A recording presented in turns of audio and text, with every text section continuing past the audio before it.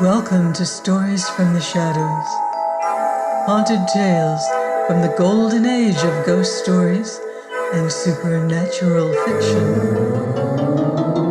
I'm Mardell, and here we have our last story of the season, By These Presents, by Henry Kuttner. The devil smiled uneasily at James Fenwick. "It's very irregular," he said. "I'm not at all sure." "Do you want my soul or don't you?" James Fenwick demanded. "Naturally, I do," the devil said, "but I'll have to think this over. Under the circumstances, I don't exactly see how I could collect." "All I want is immortality," Fenwick said with a pleased smile. "I wonder why no one has ever thought of this before. In my opinion, it's foolproof. Come, come now, make up your mind. Do you want to back out?" "Oh, no," the devil said hastily. "It's just that. Oh, look here, Fenwick. I'm not sure you realize immortality is a long time, you know." "Exactly. The question is, will it ever have an end? If it does, you collect my soul. If not," Fenwick made an airy gesture, "I win," he said. "Oh, it has an end," the devil said somewhat grimly. "It's just that right now I'd rather not undertake such a long-term investment." "You wouldn't care for immortality, Fenwick, believe me." Fenwick said, "Ha! I don't see why you're so set on immortality," the devil said a little peevishly, tapping the point of his tail on the carpet. "I'm not," Fenwick told him. "Actually, it's just a byproduct. There happen to be quite a number of things I'd like to do without suffering the consequences, but—" "I could promise you that," the devil put in eagerly. "But," Fenwick said, lifting his hand for quiet, "the deal would obviously end right there. Played this way, I get not only an unlimited supply of immunities of all kinds, but I get immortality besides. Take it or leave it, my friend." The devil rose from his chair and began to pace up and down the room, scowling at the carpet. Finally, he looked up. "Very well," he said briskly. "I accept." "You do?" Fenwick was aware of a slight sinking feeling. Now that it actually came to the point, maybe— He looked uneasily toward the drawn blinds of his apartment. "How will you go about it?" he asked. "Biochemically," the devil said. Now that he had made up his mind, he seemed quite confident. "And with quantum mechanics, aside from the internal regenerative functions, some space-time alterations will have to be made. You'll become independent of your external environment. Environment is often fatal." "I'll stay right here, though. Visible, tangible, no tricks." "Tricks?" The devil looked wounded.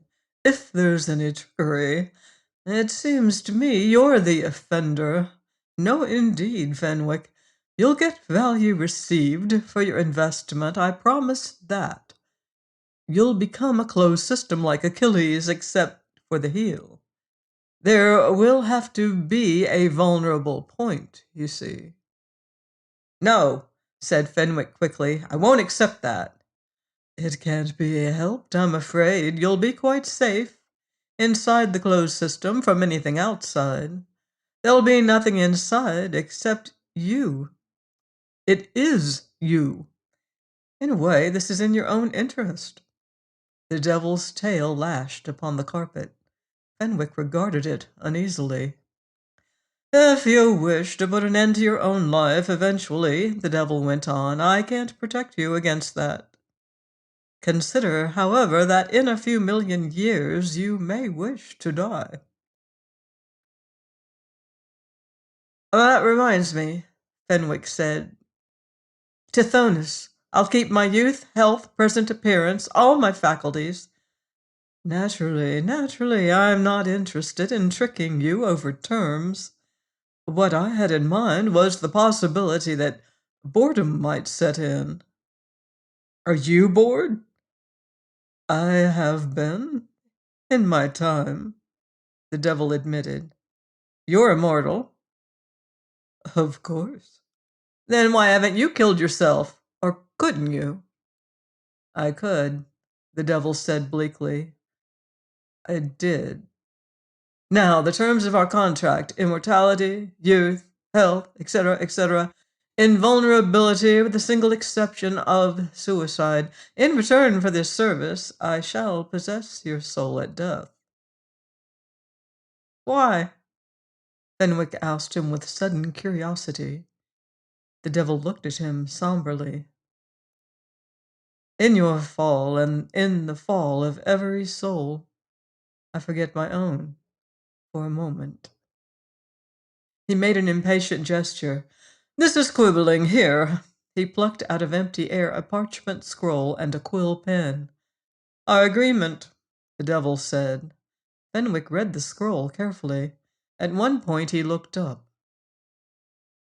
What's this? He asked. I didn't know I was supposed to put up surety.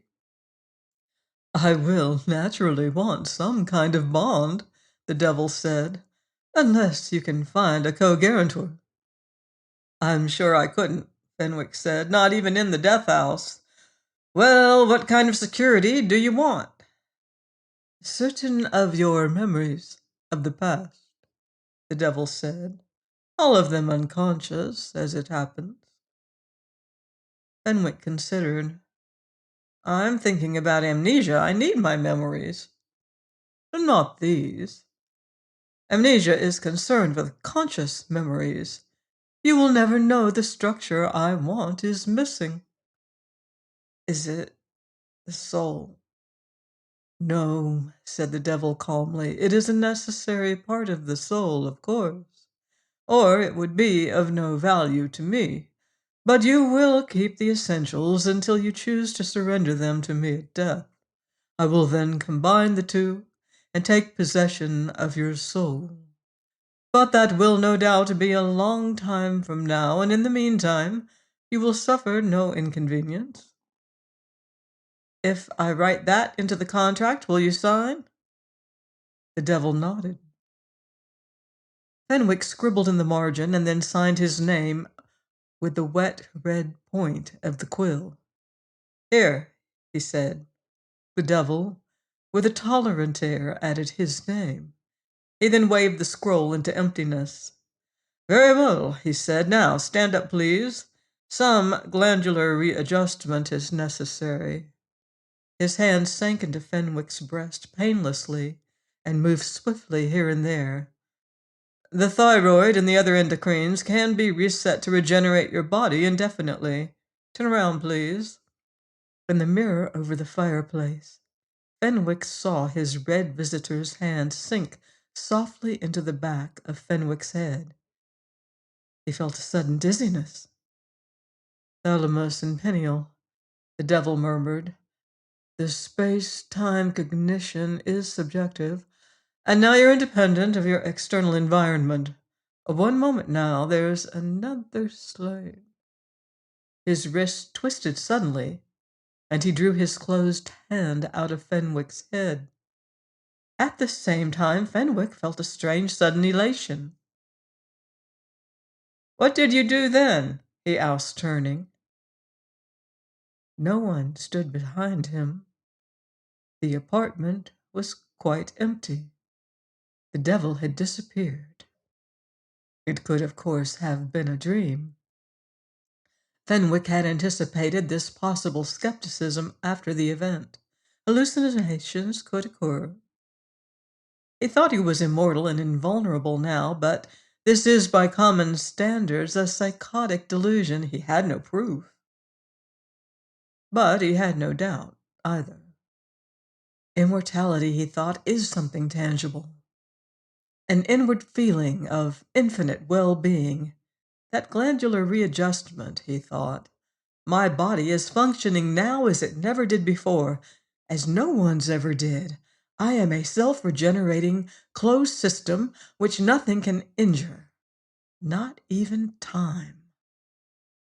A curious, welling happiness possessed him. He closed his eyes and summoned up the oldest memories he could command. Sunlight on a porch floor, the buzzing of a fly, warmth and rocking motion. He was aware of no lack.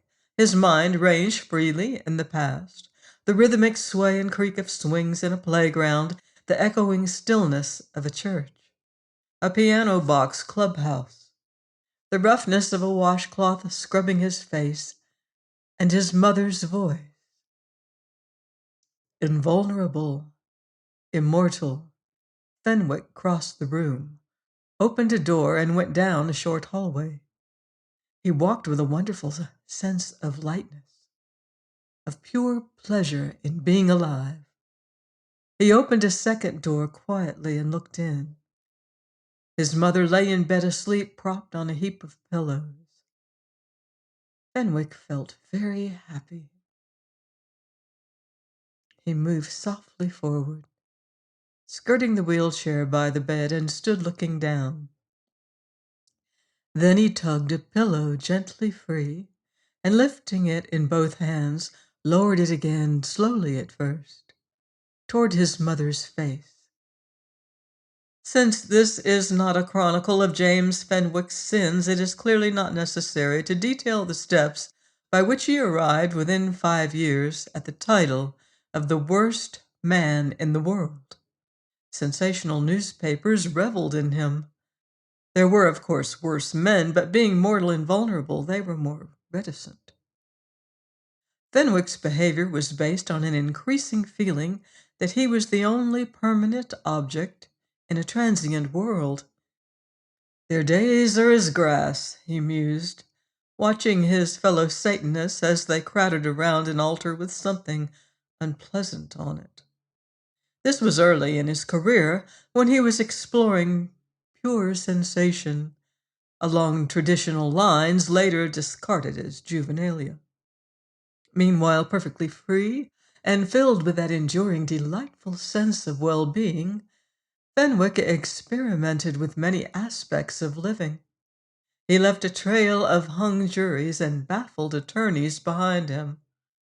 A modern Caligula, said the New York News, explaining to its readers who Caligula had been with examples.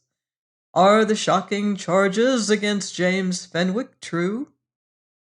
But somehow he could never quite be convicted. Every charge fell through. He was, as the devil had assured him, a closed system within his environment, and his independence of the outer world was demonstrated in many a courtroom. Exactly how the devil managed things so efficiently, Fenwick could never understand. Very seldom did an actual miracle have to happen. Once an investment banker, correctly blaming Fenwick for the collapse of his entire fortune, fired 5 bullets at Fenwick's heart. The bullets ricocheted. The only witnesses were the banker and Fenwick. Theorizing that his unharmed target was wearing a bulletproof vest, the banker aimed the last bullet at Fenwick's head, with identical results. Later, the man tried again with a knife. Fenwick, who was curious, decided to wait and see what would happen. What happened was that eventually the banker went mad. Fenwick, who had appropriated his fortune by very direct means, proceeded to increase it. Somehow he was never convicted of any of the capital charges he incurred. It took a certain technique to make sure that the crimes he committed would always endanger his life if he were arrested for them, but he mastered the method without much difficulty, and his wealth and power increased tremendously. He was certainly notorious. Presently he decided that something was lacking, and began to crave admiration. It was not so easy to achieve. He did not yet possess enough wealth to transcend the moral judgments of society. That was easily remedied. 10 years after his bargain with the devil, Fenwick was not perhaps the most powerful man in the world, but certainly the most powerful man in the United States. He attained the admiration and the fame he thought he wanted. And it was not enough. The devil had suggested that in a few million years Fenwick might wish to die out of sheer boredom. It took only 10 years for Fenwick to realize one summer day, with a little shock of unpleasant surprise, that he did not know what he wanted to do next. He examined his state of mind with close attention. Is this boredom? He asked himself. If so, not even boredom was unpleasant. There was a delightful, sensuous relaxation about it, like floating in a warm summer ocean. In a sense, he was too relaxed. If this is all there is to immortality, he told himself, I might as well not have bothered. Pleasant, certainly, but not worth bartering my soul for. There must be things that will rouse me out of this somnolence. He experimented. The next 5 years witnessed his meteoric fall from public favor as he tried more and more frantically to break through that placid calm. He couldn't do it. He got no reaction from even the most horrific situations. What others saw with shock and often with horror had no meaning to Fenwick. With a sense of smothered desperation under the calm, he saw that he was beginning to lose contact with the race of man. Humans were mortal, and more they seemed to recede into a distance less real than the solid earth underfoot. In time, he thought the earth itself would become less solid, as he watched the slow shiftings of the geologic tides. He turned at last to the realm of the intellect. He took up painting and he dabbled in literature and in some of the sciences. Interesting, up to a point. But always he came before long to a closed door in the mind, beyond which lay only that floating calm which dissolved all interest out of his mind. Something was lacking in him. The suspicion was slow in forming. It floated almost to the surface and then sank again under the pressure of new experiments. But eventually it broke free into the realm of the conscious. Early one morning, Fenwick roused out of a sound sleep and sat straight up in bed as if an invisible hand had pulled him out of slumber. Something is missing, he told himself with great conviction. But what? He meditated. How long has it been gone? He could not say it first. The deep, ineradicable calm kept lulling him, and it was hard to follow the thought. That calm in itself was part of the trouble. How long had he had it? Obviously, since the day of his pact. What caused it?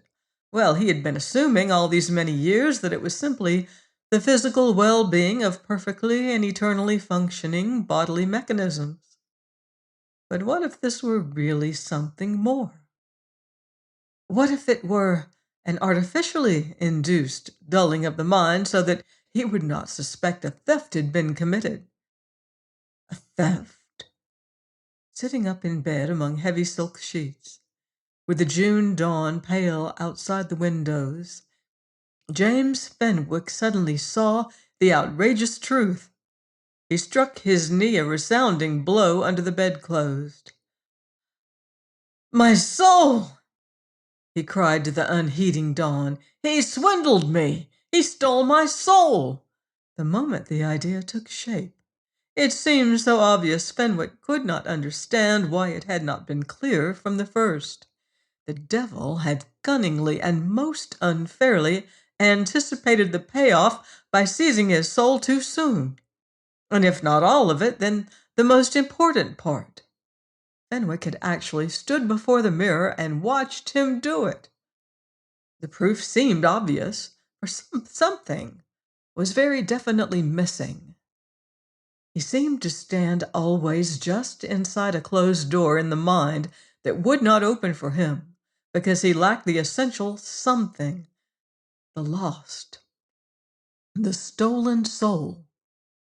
What good was immortality without this mysterious something that gave immortality its savor? He was helpless to enjoy the full potentialities of eternal life because he had been robbed of the very key to living.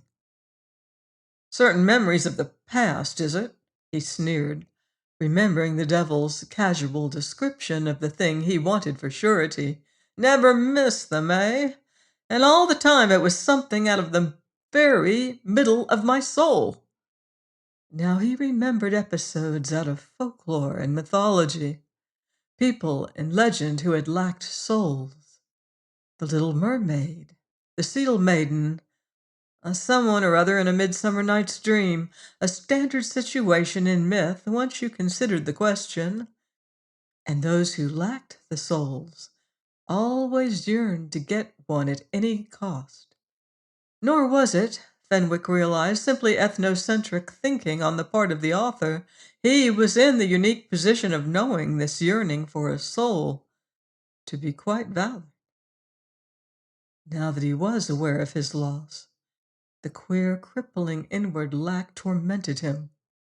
It had presumably tormented the little mermaid and others. Like him, they had had immortality.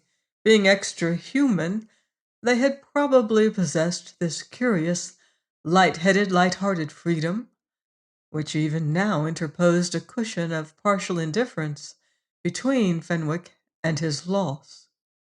Were not the gods supposed to spend their days in just this simple-minded joy, laughing and singing, dancing and drinking endlessly, never weary, never bored? Up to a point, it was wonderful. But once you began to suspect that something had been removed, you lost your taste for the Olympian life and began at all costs to crave a soul. Why? Fenwick couldn't say. He only knew. At this moment, the cool summer dawn shimmered between him and the window, and the devil stood before James Fenwick. Fenwick shuddered slightly. The bargain, he said, was for eternity.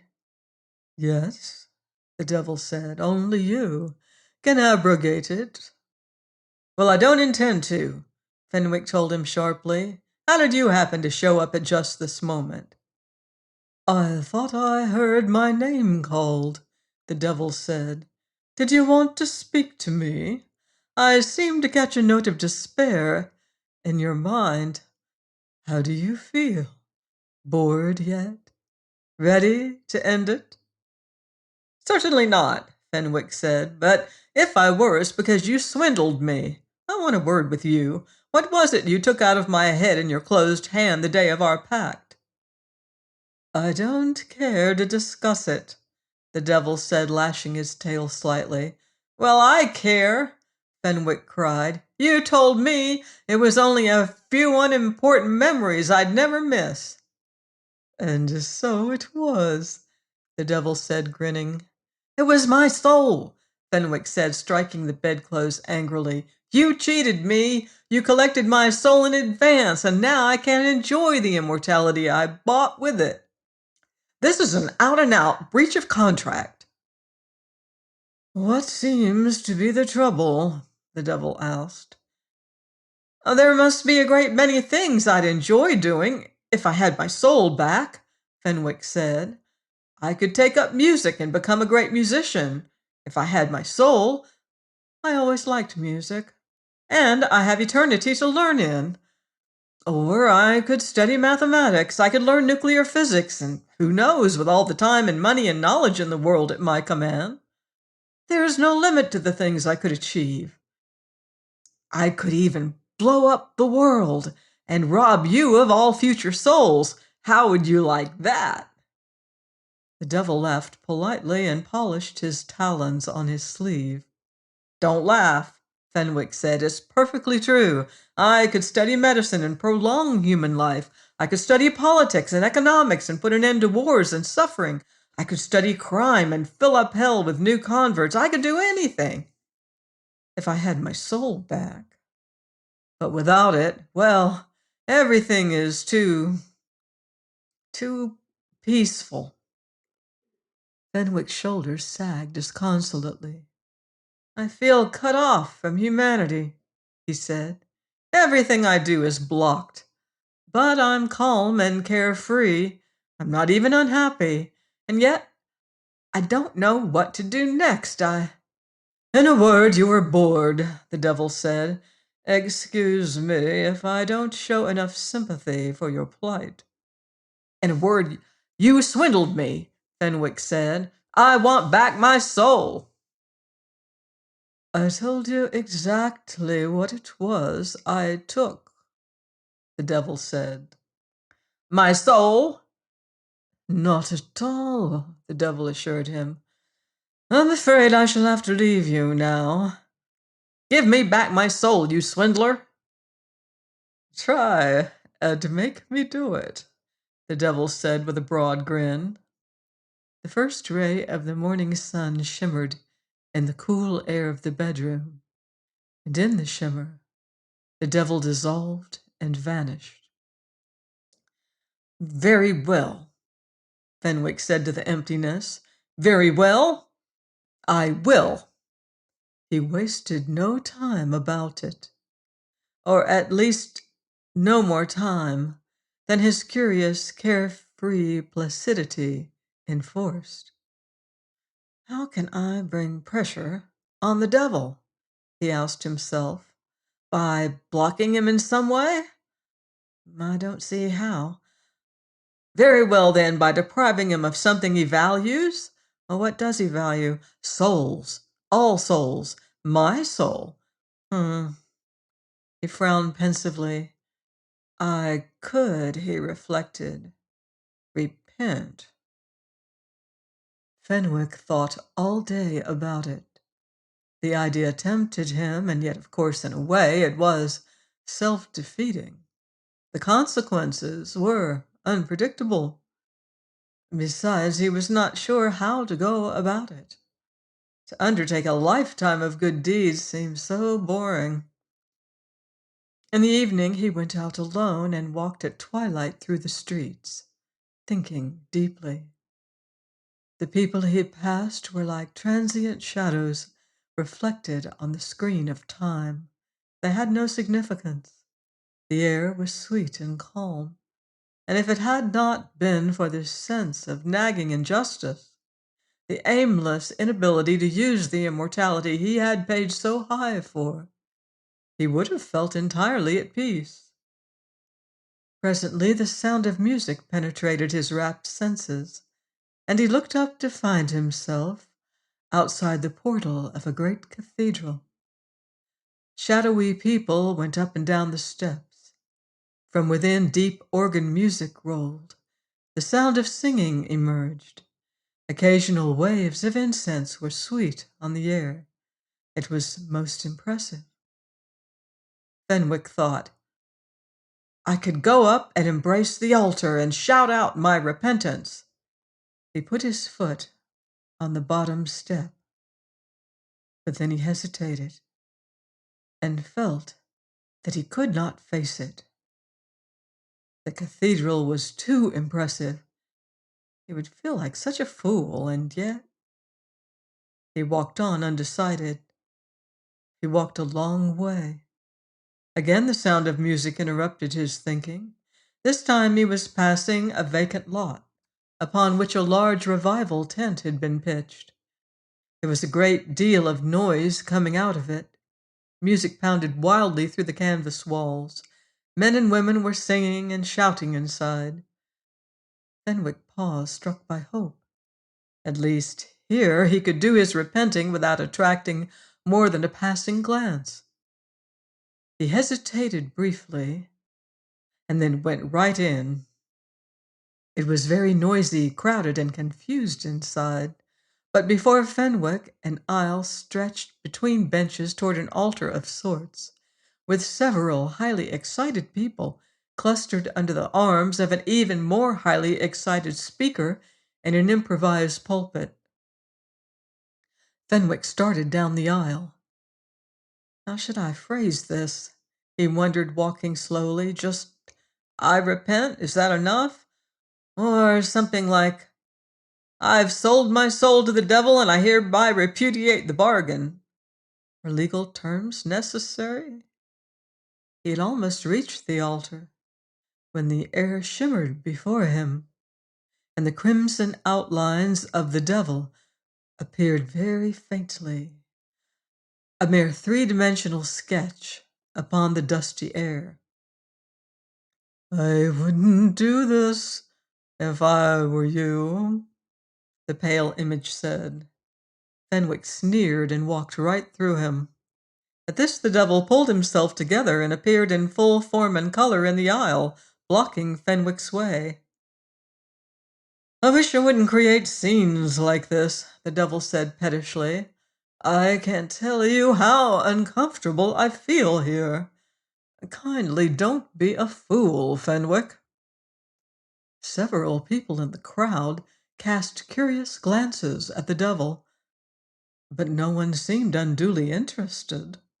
Most probably thought him a costumed attendant, and those who knew him for what he was may have been accustomed to the sight, or perhaps they expected some such apparition in such a place, at such a time. There was no disturbance. Out of my way, Fenwick said. My mind is made up. You're cheating, the devil complained. I can't allow it. You cheated, Fenwick reminded him. Try and stop me. I will, the devil said and reached out both taloned hands. Fenwick laughed. I'm a system, enclosed within itself, he said. You can't harm me, remember? The devil gnashed his teeth. Fenwick brushed the crimson form aside and went on. Behind him, the devil said, Oh, very well, Fenwick, you win. Relieved, Fenwick turned. Will you give me back my soul? I'll give you back what I took as a surety, the devil said, but you won't like it. Hand it over, Fenwick said. I don't believe a word you say. I am the father of lies, the devil said, but this time... Never mind, Fenwick said. Just give me back my soul. Not here. I find this very uncomfortable, the devil told him. Come with me. Don't cringe like that. I merely want to take you to your apartment. We need privacy. He lifted his crimson hands and sketched a wall around himself and Fenwick. Immediately the pushing crowds, the shouting and tumult faded, and the walls of Fenwick's sumptuous apartment rose around them. Slightly breathless, Fenwick crossed the familiar floor and looked out the window. He was indubitably home again. That was clever, he congratulated the devil. Now, give me back my soul. I will give you back the part of it I removed, the devil said. It was not in violation of the contract, but a bargain is a bargain. I think it only fair to warn you, however, that you won't like it. No shilly-shallying, Fenwick said. I don't expect you to admit you cheated. You are warned, the devil said. Hand it over. The devil shrugged. He then put his hand into his own chest, groped for a moment, murmuring, I put it away for safekeeping, and withdrew his closed fist. Turn around, he said. Fenwick did so. He felt a cool breeze pass through his head from the back. Stand still, the devil said from behind him. This will take a moment or two. You're a fool, you know. I expected a better entertainment, or I'd never have troubled myself to go through this farce. My poor, stupid friend. It was not your soul I took. It was merely a certain unconscious memory, as I said all along. Then why, Fenwick demanded, am I unable to enjoy my immortality? What is it that stops me at the threshold of everything I attempt?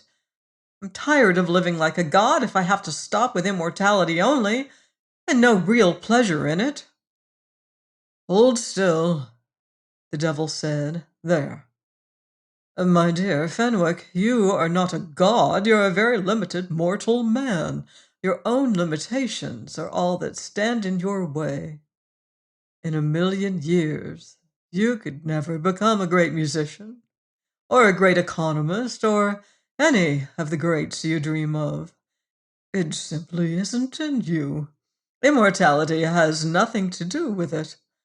Oddly enough, and here the devil sighed, oddly enough, those who make bargains with me never do have the capability to use their gifts. I suppose only inferior minds expect to get something for nothing. Yours is distinctly inferior. The cool breeze ceased. There you are, the devil said. I have now returned what I took. It was, in Freudian terms, simply your superego. Superego? Fenwick echoed, turning. I don't quite understand. The devil finished for him, suddenly smiling broadly. You will. It is the structure of early learning built up in your unconscious mind. It guides your impulses into channels acceptable to society. In a word, my poor Fenwick, I have just restored your conscience. Why did you think you felt so light and carefree without it? Fenwick drew breath to reply, but it was too late. The devil had vanished. He stood alone in the room. Well, no, not entirely alone. There was a mirror over the fireplace, and in the mirror he met his own appalled eyes. In the instant, the superego took up again the interrupted function of the conscience. A terrible, smashing awareness struck down upon Fenwick like the hand of a punishing god. He knew now what he had done. He remembered his crimes, all of them, every last, terrible, unforgivable, immutable sin he had committed in the past 20 years. His knees buckled under him. The world turned dark and roared in his ears.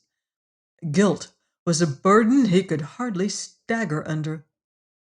The images of the things he had seen and done in the years of his carefree evil were thunder and lightning that shook the brain in his skull. Intolerable anguish roared through his mind, and he struck his hands to his eyes to blot out vision. But he could not blot out memory. Staggering, he turned and stumbled toward his bedroom door. He tore it open, reeled across the room, and reached into a bureau drawer. He took out a revolver. He lifted the revolver, and the devil came in.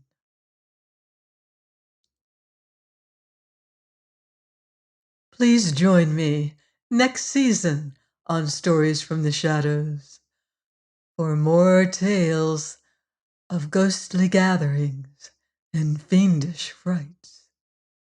Until then, I wouldn't blame you if you leave the lights on.